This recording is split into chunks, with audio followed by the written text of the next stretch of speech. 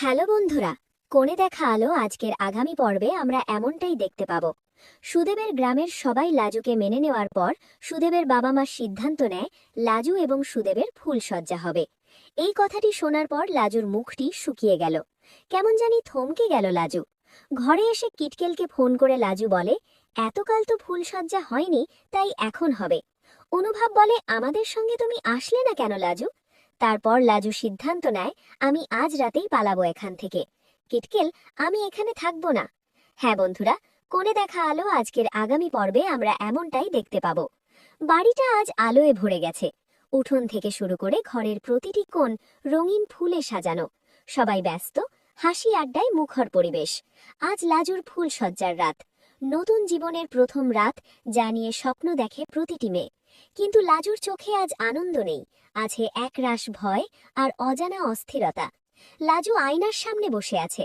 লাল বেনারসি, সোনার গয়না সবই নিখুঁত, কিন্তু তার চোখ বারবার দরজার দিকে চলে যাচ্ছে। মনে হচ্ছে যেন এই ঘরটা আজ তার জন্য শ্বাসরুদ্ধকর হয়ে উঠেছে। বাইরে হাসির শব্দ, ভিতরে বুক ভরা চাপা কান্না। আজকের এই বিয়েটা কি সে মন থেকে মেনে নিয়েছে? উত্তরটা সে নিজেও জানে না। বিয়েটা হয়েছে পরিবারের চাপে, সমাজের নিয়মে। কিন্তু লাজুর হৃদয়টা কোথাও আটকে আছে, নিজের স্বপ্নে, নিজের সিদ্ধান্তে। সে জানে এই রাত পেরোলেই তার জীবন চিরদিনের মতো অন্যের হাতে চলে যাবে। ফুলসজ্জার ঘর সাজানো হয়েছে সাদা আর গোলাপি ফুলে, বিছানার চারপাশে মিষ্টি গন্ধ। কিন্তু সেই ঘরে পা রাখার আগেই লাজুর বুক ধকধক করে ওঠে। সে বুঝে যায় এখানে থাকলে সে নিজেকে হারাবে। হঠাৎই সে সিদ্ধান্ত নেয়। রাত গভীর হলে, সবাই যখন ব্যস্ত আনন্দে, লাজু চুপি চুপি উঠে পড়ে। আলমারি থেকে ছোট একটা ব্যাগ বের করে। সেখানে কিছু কাপড়, নিজের আঁকা একটা খাতা আর মায়ের দেওয়া পুরনো চুড়িটা রাখে। আয়নার সামনে শেষবারের মতো নিজেকে দেখে। চোখে জল, কিন্তু মুখে দৃঢ়তা।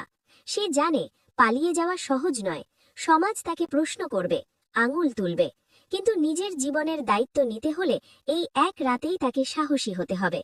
চুপচাপ পেছনের দরজা খুলে বেরিয়ে পড়ে লাজু। উঠোনের ফুলগুলো যেন নীরবে তার পথ দেখায়। দূরে কোথাও কুকুরের ডাক, আকাশে অল্প চাঁদের আলো। ফুলসজ্জার রাতেই লাজু পালিয়ে যায়, ভয় থেকে নয়, বরং নিজের অস্তিত্ব বাঁচাতে। সেই রাতের পর লাজুর জীবন সহজ হয়নি, কিন্তু সেই প্রথমবার নিজের সিদ্ধান্ত নিজে নিয়েছে।